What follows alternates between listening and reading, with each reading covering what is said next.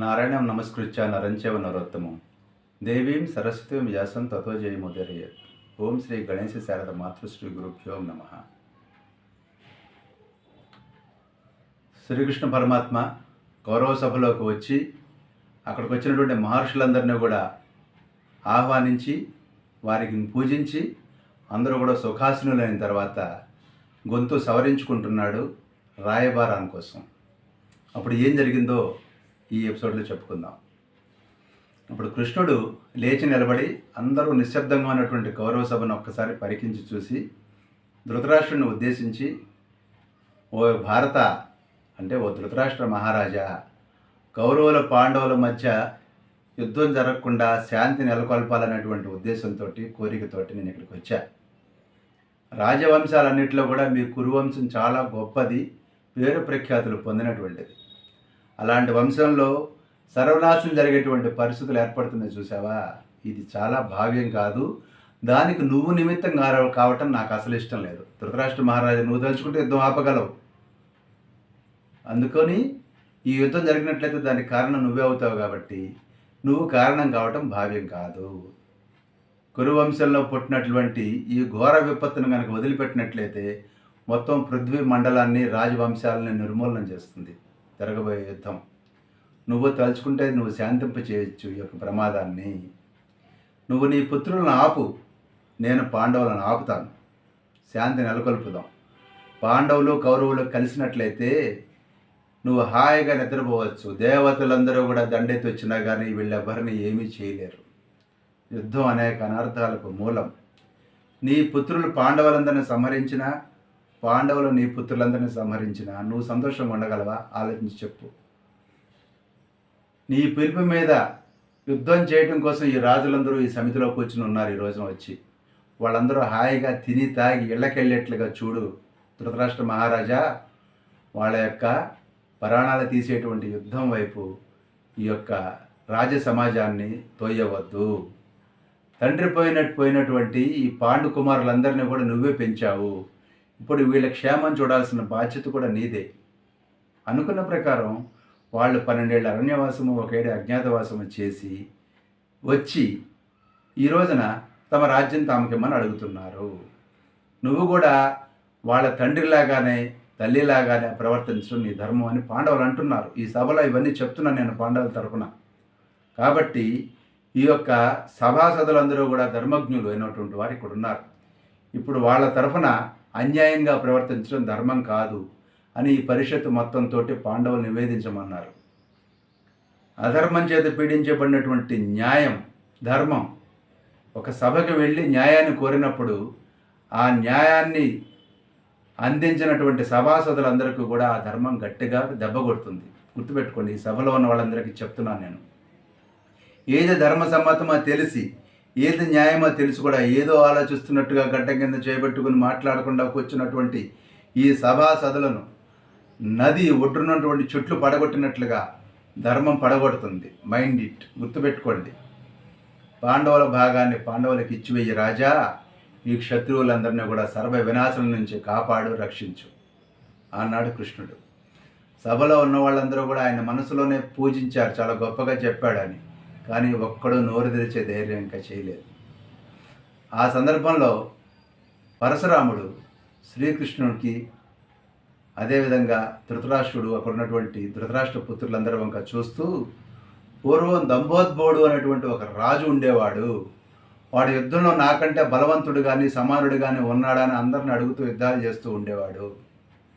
అప్పుడు ఒకనొక సందర్భంలో కొందరు బ్రాహ్మణులు గంధమాదన పర్వతం మీద నరనారాయణ మహర్షులు ఉన్నారు, వాళ్ళతోటి నువ్వు సమానుడివి కాదు అని చెప్పారు. అప్పుడు వాడు వెంటనే యుద్ధానికి వెళ్ళి నరనారాయణులను రెచ్చగొట్టాడు, యుద్ధానికి రమ్మని.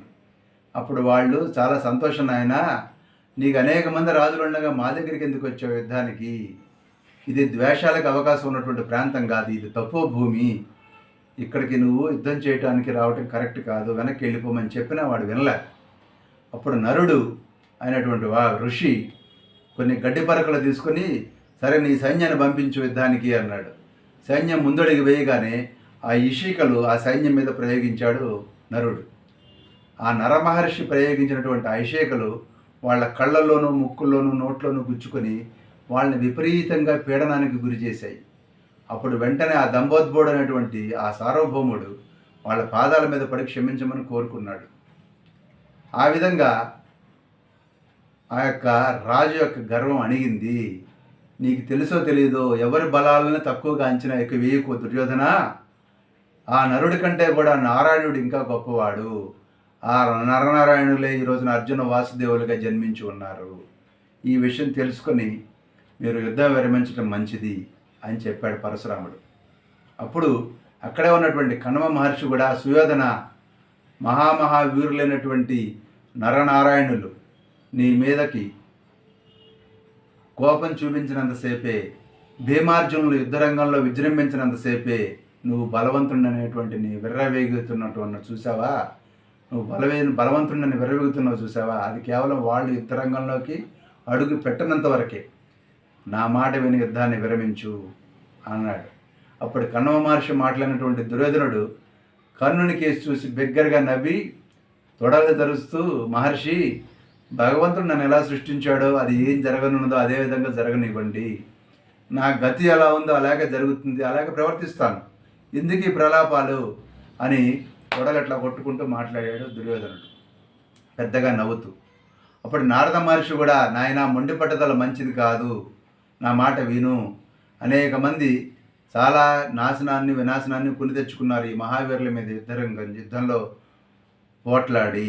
నా మాట విను, మొండి పట్టుదల మంచిది కాదు అని నారద మహర్షి కూడా ఎన్నో రకాలుగా చెప్పాడు దుర్యోధనుడికి. అప్పుడు నారద మహర్షి మాటలు వింటున్నటువంటి ధృతరాష్ట్రుడు, కేశవ, ఈ దుర్యోధనుడు నా మాటలు ఎంత చెప్పినా వినట్లేదు, దయచేసి నువ్వే వీడికి ఉపదేశం చెయ్యి అన్నాడు. అప్పుడు కృష్ణ పరమాత్మ చాలా మధురమైనటువంటి మాటలతోటి దుర్యోధనునికి అనేక విధాలు బోధించాడు. దుర్యోధన, మా మాటలు వినకపోతే నువ్వు పశ్చాత్తాపం చెందాల్సి వస్తుందయ్యా.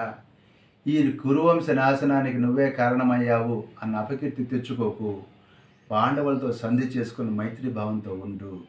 వాళ్ళు నీ తండ్రినే మళ్ళీ రాజుగా చేసి నిన్ను యువరాజుని చేస్తారు. నా మాట విను. వస్తున్నటువంటి లక్ష్మిని కాలదన్నుకోకు అన్నాడు కృష్ణ పరమాత్మ. అప్పుడు విదురుడు మాట్లాడుతూ, దుర్యోధన, నీ గురించి మాకు ఎలాంటి విచారం లేదు. ముసలి వాళ్ళైనటువంటి నీ తల్లిదండ్రుల గురించి మాత్రమే మా విచారం అంతా. కుల నాశనం చేసేందుకు పుట్టినటువంటి నిన్ను కన్నందుకు, కుల నాశనం చేసేటువంటి పుత్రుడైనటువంటి నిన్ను కన్నందుకు వాళ్ళు అందరూ నశించిన సందర్భంలో సర్వం కోల్పోయి చివరిలో రెక్కలు దిగిన పక్షులాగా వృద్ధాప్యంలో ఉండాల్సి వస్తుందనే నా బాధ, నా విచారం కూడాను అని చాలా పరుషంగా నిందించాడు విదురుడు.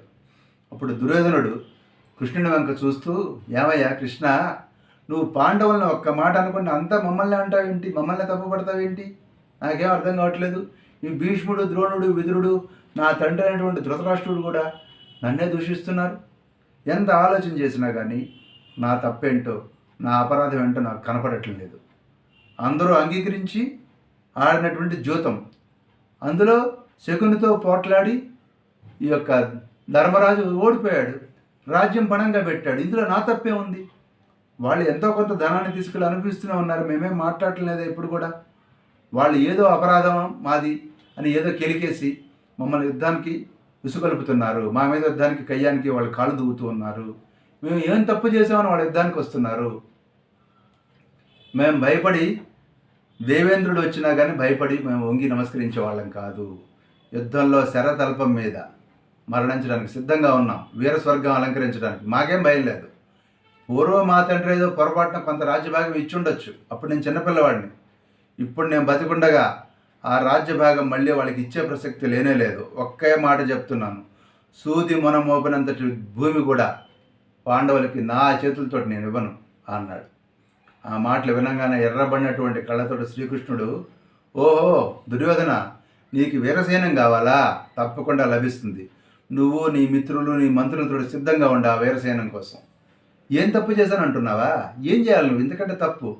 పాండవుల ఐశ్వర్యం చూసి అసూయతోటి మాయాద్యూతంలో వారిని ఓడించి వారి రాజ్యం పొందావు. వారి రాజ్యాన్ని అపహరించావు. పొందటం కాదు, అపహరించావు. అంతేకాకుండా శ్రాద్ధ మార్గంలో ఉన్నటువంటి వాళ్ళని ఇలా అన్యాయంగా చేసినటువంటి వాడు సక్రమైనటువంటి వాడా, అక్రమమైనటువంటి వాడా? అంతేకాకుండా నీ సోదరుడి యొక్క భార్య అయినటువంటి ద్రౌపదిని సభకి ఇడ్చుకొచ్చి అవమానించావు. ఎవడన్నా బుద్ధున్నవాడని వాడు అలా అవమానిస్తాడా? పాండవుల పట్టమహిషి గురించి మీరేం మాట్లాడారు? ఆ రోజున వాళ్ళందరూ వనానికి వెళ్తూ ఉన్నప్పుడు నువ్వు దుశ్శాసనుడు కర్ణుడే కలిసి ఎలాంటి అవాకులు చవాకులు సభలో మాట్లాడారయ్యా? నీచ జనులు కూడా అలా మాట్లాడరే. నోటితోటి ఉచ్చరించడానికి వీలైన పదాలు మీరు వాడారు ఆ రోజున. ఇక్కడున్నటువంటి వాళ్ళందరూ కూడా ఆ మాటలన్నీ కూడా విన్నారు, చూశారు. వీళ్ళందరూ కూడా తమ తల్లితో ఉన్నటువంటి కుంతితోటి కలిసి కాశీలో ఉన్న సందర్భంలో వాళ్ళ లక్క గృహాన్ని ధ్వంసం చేయడం కోసం నువ్వు ప్రయత్నం చేయలేదు, దహనం చేయడం కోసం. ఇవందరూ తెలియని విషయాలా? ఏదో వాళ్ళ అదృష్టం కొద్దీ నీ యొక్క కుట్రలు సఫలం కాక వాళ్ళు బతికి బయటపడ్డారే. ఇంతకంటే నీ ఏ అపరాధాలు చేయాలి? ఇవన్నీ అపరాధాలు కాదా? ఈ రోజున వాళ్ళ వాటాలు వాళ్ళు అడుగుతూ ఉంటే నువ్వు ఇష్టపడటం లేదే. పాపాత్ముడివి కదా నువ్వు. నువ్వు ఇవ్వకపోయినా రాజ్య భ్రష్టుడివై నేల మీద పడిన రోజున నీ రక్తంతో నిండిన చేతులతో నువ్వే వాళ్ళ వాటా వాళ్ళకి ఇస్తావు. పాండవులకి ఇన్ని అపకారాలు చేసి నేనేం తప్పు చేశాను అంటున్నావు. ఇంతమంది మహానుభావులు చెప్తున్నా కానీ, నీ యొక్క పెద్దలు చెప్తున్నా కానీ నువ్వు వినట్లేదే. నీకు సుఖమెట్ట లభిస్తుంది అనుకుంటున్నావు అంటూ ఉండగానే దుశ్శాసనుడు బయట నుంచి గబగబా లోపలికి వచ్చి దుర్యోధనుడితోటి, నువ్వు గనక సంధికి అంగీకరించకపోతే నిన్ను నన్ను కర్ణుడిని బంధించి ఈ భీష్మ ద్రోణులు మన తండ్రి అయినటువంటి ధృతరాష్ట్రుడు పాండవులకు అప్పచెప్పే ఆలోచన చేస్తున్నారట అన్న వార్తను తీసుకొచ్చాడు దుశ్శాసనుడు. ఆ మాట వినంగానే అక్కడున్నటువంటి భీష్మాదులు పెద్దలు ఏమనుకుంటారు అన్నటువంటి సంకోచం లేకుండా అందరిని అవమానిస్తూ అక్కడి నుంచి సభలోంచి బయటికి వెళ్ళిపోయాడు. వాడి వెనకాలే వాడి యొక్క సోదరులు, అమాత్యులు, మిత్రరాజులు కూడా సభ నుంచి బయటికి వెళ్ళిపోయారు. అలా వెళ్ళిపోతున్నటువంటి దుర్యోధనుని చూసి భీష్ముడు, వీడు ఈ అచిరకాలంలోనే కష్టాల్లో చిక్కుకోబోతున్నాడు, వీడిని చూసి శత్రువులు నవ్వుతారు. కృష్ణ, దురహంకారి అయినటువంటి దుర్మార్గుడైనటువంటి రాజపుత్రుడైనటువంటి దుర్యోధనుడు ధర్మ మార్గం అనుసరించట్లేదు, క్షత్రియ జాతికి కాలం మూడినట్లుగా అనిపిస్తుంది నాకు అన్నాడు. అప్పుడు కృష్ణుడు అన్నాడు, తప్పు వాడిది కదయ్యా. వాడు వెళ్ళిపోతుంటే మీరందరూ కూడా ఏం చేస్తున్నారు? మీరందరూ కురువృద్ధులు కదా.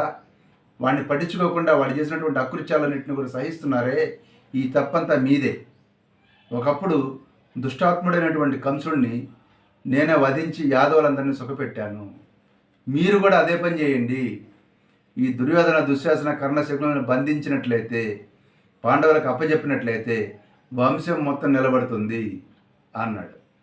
కృష్ణుని మాటలు అన్నటువంటి ధృతరాష్ట్రుడు వెంటనే విదురుని పిలిచి, నా మాటలు వాడు వినట్లేదు, కనీసం గాంధారి మాటలనే వింటాడేమో, వెళ్ళి గాంధారిని తీసుకునిరా అన్నాడు. అప్పుడు విదురుడు గాంధారిని తీసుకుని మళ్ళీ సభలోకి తీసుకొచ్చిన సందర్భంలో అప్పుడు ఆ యొక్క గాంధారి అందనమాట ధృతరాష్ట్రుడితోటి, దుర్బుద్ధమైనటువంటి వాడిని ఇంతదాకా తీసుకొచ్చింది, ఎలా తయారు చేసింది నువ్వేనయ్యా ధృతరాష్ట్ర మహారాజా. పుత్ర వ్యామోహంతో వాడు ఏం చెప్తే అది దానికి ఊగొట్టావు. పాప స్వభావం కలిగిన వాడిని తెలిసి కూడా ఈ స్థితికి తీసుకొచ్చావు వాడిని. శత్రువులందరూ కూడా మనం చూసి నవ్వుకుంటూ ఉంటారయ్యా అంది గాంధారి. అప్పుడు విదురుడు గబగబా వెళ్ళి దుర్యోధనుడిని మళ్ళీ సభకు తీసుకొచ్చినప్పుడు గాంధారి అందనమాట, ఏమయ్యా, ఇలా ఇంద్రియ నిగ్రహం లేకుండా ఏది పడితే అది మాట్లాడేవాడు, ఏది పడితే అది చేసేటువంటి వాడు స్వేచ్ఛగా ప్రవర్తించినట్లయితే అభివృద్ధి పొందజాలడు. నా మాట విను. కృష్ణుడు రెండు పక్షాల క్షేమం గురించి చెప్తున్నాడు మంచి మాటలు, అతని మాటలు విను. యుద్ధం మంచిది కాదు. యుద్ధంలో గ్యారంటీ లేదు ఎవడు గెలుస్తాడు ఎవడు ఓడుతాడనేది. ఇద్దరూ ఓడిపోయినట్లే. ఎందుకంటే రెండు వైపులా కూడా మహామహులందరూ కూడా నశిస్తారు, మరణిస్తారు. యుద్ధం చేయాలనే కోరిక మానుకో. వాళ్ళ పక్షంలో దుష్టజుమ్నాదులందరూ కూడా విజృంభించినట్లయితే ఎవరు ఎదుర్కోగలరు? కర్ణుడు, నీ సోదరుడైనటువంటి దుశ్శాసనుడు కూడా కోప స్వభావం కలిగినటువంటి వాళ్ళు నీకు సహాయం చేయలేకపోతారు. ఇక భీష్మ, ద్రోణ, కృపాదులందరూ కూడా యుద్ధంలో నీకోసం యుద్ధం చేసి మరణిస్తారేమో కానీ పాండవులలో ధర్మం అధికంగా ఉందని తెలిసి కూడా వాళ్ళు ఏదో వాళ్ళని సంహరిస్తారని నువ్వు అనుకోవద్దు. నా మాట విను. వాళ్ళు ధర్మరాజు యొక్క కళ్ళలో కూడా కనీసం సూటిగా చూడలేరు. నా మాట విని శాంతి మార్గాన్ని అనుసరించు అని చెప్పింది గాంధారి.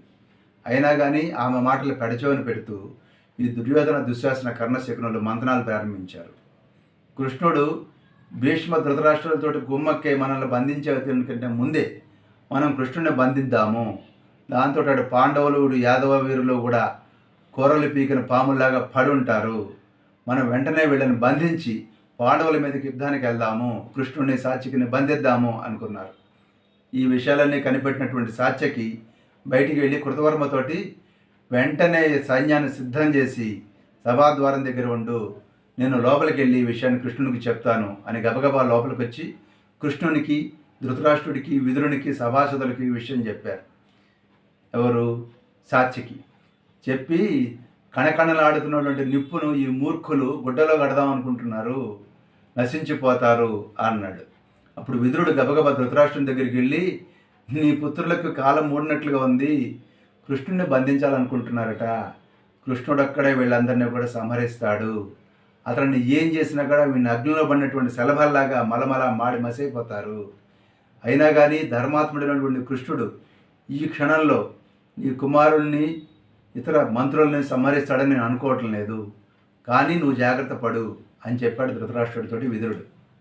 అప్పుడు కృష్ణుడు ధృతరాష్ట్రునితోటి అక్కడున్న వాళ్ళందరితోటి కూడా పెద్దగా మాట్లాడుతూ, ఓహో దుర్యోధనుడు చాలా కోపంగా ఉన్నట్ట, నన్ను బంధిస్తారో నేను వాళ్ళని బంధిస్తాను, ముందుగా నీ అనుమతి కోరుతున్నాను ధృతరాష్ట్ర మహారాజా, వీళ్ళు పాండవుల సంపదను ఆశిస్తూ ఉన్న సంపదను పోగొట్టుకోబోతున్నారు, వీళ్ళందరినీ కూడా నేను ఒక్కడే సంహరించగలను, అదే నీ అభిమతం అయితే, అదే వీళ్ళ అభిమతం అయితే పాండవులు ఇంకా విజయం పొందినట్లే, వీళ్ళని వీళ్ళ బంధువులని వీళ్ళ యొక్క సహాయులందరినీ కూడా బంధించి నేను పాండవులకు అప్పగించినట్లయితే ఎలాంటి తప్పు లేదు, అయితే నీ సన్నిధిలో ఈ తప్పు నేను చేయాలనుకోవటం లేదు, అయినా కానీ నీ కుమారులందరికీ అనుమతిస్తున్నాను, ధైర్యం ఉంటే దమ్ముంటే ఏం చేయగలుగుతారో అది చేయమని నేను పర్మిషన్ ఇస్తున్నాను అన్నాడు.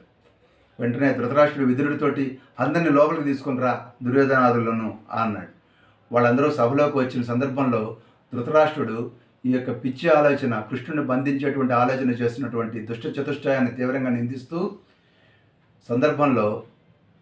నిందించిన సందర్భంలో విదురుడు దుర్యోధనుడితోటి కృష్ణుని చేతుల్లో మరణించినటువంటి బాణాసురుడు, నరకాసురుడు, కాంసుడు లాంటి వీరుల పేర్లు చెప్తూ పేరు పేరున కృష్ణునికి కనుక కీడు తలపెట్టినైతే నశించిపోతావు అన్నాడు. అప్పుడు కృష్ణుడు దుర్యోధనుడితోటి, ఓ దుర్బుద్ధి, నువ్వేదో అనుకుంటున్నావు, నేను ఒక్కడనే ఉన్నాను అనుకుంటున్నావు, నన్ను బంధించాలనుకుంటున్నావా, పాండవులు, యాదవులు, ఆదిత్యులు, రుద్రులు, వసువులు, మహర్షులు అందరూ కూడా ఇక్కడే ఉన్నారు చూసు అంటూ అట్టహాసం చేశాడు కృష్ణుడు. అతని శరీరంలో లోకపాలకులు, సమస్త దేవతలు, సిద్ధులు, సాధ్యులు, పాండవులు, యాదవులు అందరూ కూడా కనపడ్డారు. ఆయన నేత్రాల నుంచి, నాసిక రంధ్రాల నుంచి, చెవుల నుంచి అగ్నిజ్వాలలు బయలుదేరినాయి. భయంకరమైనటువంటి ఆ రూపాన్ని చూసినటువంటి అందరూ కూడా కళ్ళు మూసుకున్నారు. ద్రోణ, భీష్మ, విదుర, సంజయులు, అక్కడున్నటువంటి ఋషులు కూడా ఆ రూపాన్ని తనివి తీరా ఆనందంగా చూస్తూ ప్రార్థిస్తూ ఉన్నారు. ఆ విధంగా జనార్దనుడు కొందరికి దివ్యదృష్టి ఇవ్వడం జరిగింది. ఆ సందర్భంలో ధృతరాష్ట్రుడు కూడా ఇచ్చినటువంటి దివ్యదృష్టితోటి ఆ ధృతరాష్ట్రుడు, హే పుండరీకాక్ష, జగత్తుకు హితం చేసేటువంటి నిన్ను నేను పూజిస్తున్నాను, ధ్యానిస్తున్నాను, నువ్వే నన్ను అనుగ్రహించాలి, నాకు ఇంకా నిన్ను చూసిన ఈ కళ్ళతోటి ఇంకెవరిని చూడలేను, నా చూపును ఉపసంహరించు అని కోరాడు ధృతరాష్ట్రుడు. ఆ తర్వాత కృష్ణుడు అదేవిధంగా చేసి తన విశ్వరూపాన్ని ఉపసంహరించి అక్కడ ఉన్నటువంటి ఋషుల అనుజ్ఞానం పొంది సాత్యకి కృతవర్మ యొక్క భుజాల మీద చేతులు వేసి నడుస్తూ బయటకు వచ్చాడు. కృష్ణుడు రథం దగ్గర ఉండగానే ధృతరాష్ట్రుడు గబగబా బయటికి నడుచుకుంటూ వచ్చాడు. ఆ సభలో నుంచి వచ్చి, హే కృష్ణ పరమాత్మ, నా పుత్రుల విషయంలో నాకున్నటువంటి అధికారం నువ్వు చూసావు కదా, మేము ఎంత శాంతిని కోరుతున్నా కానీ వాడు నా మాట వినట్లేదు, ఇందులో నా తప్పు ఏం లేదన్న సంగతి నువ్వు స్పష్టంగా ప్రత్యక్షంగా చూసావు కదా, దయచేసి నువ్వు ఆ విషయాన్ని గ్రహించు అన్నాడు. అప్పుడు కృష్ణుడు అన్నాడు, ఈ లోపల ద్రోణ, భీష్మ, విదుర, శకుని, కృపాచార్యులు బయటకు వచ్చారు. వచ్చిన సందర్భంలో కృష్ణుడు వాళ్ళందరితోటి కౌరవ సభలో ఏం జరిగిందో మీరందరూ ప్రత్యక్షంగా చూశారు. రాజు అయినటువంటి ధృతరాష్ట్రుడు నేనేం చేయలేని పరిస్థితుల్లో ఉన్నాను అని చేతులు పడేసేసాడు, అంటే చేతులు కాళ్ళు బారదాపేసి వదిలేశాడు, అంటే ఏమి చేయలేని నిస్సహాయ స్థితిని ఎక్స్ప్రెస్ చేస్తున్నాడు. ఈ రోజున నేను ధర్మరాజు దగ్గరికి వెళ్ళి తదుపరి కార్యక్రమం గురించి ఆలోచించుకోమని చెప్తాను అన్నాడు అని బయలుదేరాడు. ఆయన వెనకనే భీష్మాదులందరూ కూడా బయలుదేరిన సందర్భంలో కృష్ణుడు తిన్నగా మేనత్ అయినటువంటి కుంతి దగ్గరికి వెళ్ళి ఆమెకు పాదాభివందనం చేసి కౌరవ సభలో జరిగిందంతా నివేదించాడు. అప్పుడు కుంతి గతంలో తాను మాట్లాడిన మాటలు మళ్ళీ రిపీట్ చేస్తూ పుత్ర, స్వధర్మం దెబ్బతింటోంది, కాలం వ్యర్థం చేయక నా మాటగా చెప్పు అంది కుంతీదేవి. ఆ విధంగా చెప్పిన సందర్భంలో కుంతి ఇంకేం చెప్పిందంటే, ఈ తండ్రి తాతలు అనుసరించినటువంటి రాజధర్మం ఏదైతే ఉందో దాన్ని అనుసరించు అని పదే పదే ఈ యొక్క పాండవులను యుద్ధానికి ప్రేరేపించింది కుంతీదేవి. ఆ సందర్భంలో కుంతీదేవి ఒక మాట అంది. ఎవడైనా వాడికి కొంచెంతో సంతృప్తి చెందిన, జాలి ఉత్సాహం లేకుండా పడున్నా, భయంతో ఎప్పుడూ కూడా ఏది కార్యం తలపెట్టకపోయినా అవన్నీ కూడా సంపద నశింపజేస్తాయి. యాంబిషన్ లేనివాడు ఘనకార్యాలు చేయలేడు. ఇది మనందరం వినాల్సిన మాట. అందుకని ఈ వాక్యం చెప్తున్నా మళ్ళీ. కోరిక, యాంబిషను లేనటువంటి వాడు ఘనకార్యం సాధించలేడు. ఈ మాటలు నా పుత్రులకు చెప్పు అని ప్రోత్సాహకరంగా యుద్ధానికి కోడలికి తన పుత్రులకు కూడా సందేశాన్ని కృష్ణుని ద్వారా పంపింది. ఆ తర్వాత కృష్ణునికి కర్ణునికి జరిగినటువంటి సంభాషణలు, కర్ణునికి కుంతికి జరిగినటువంటి సంభాషణలు వచ్చే ఎపిసోడ్లో తెలుసుకుందాం. స్వస్తి.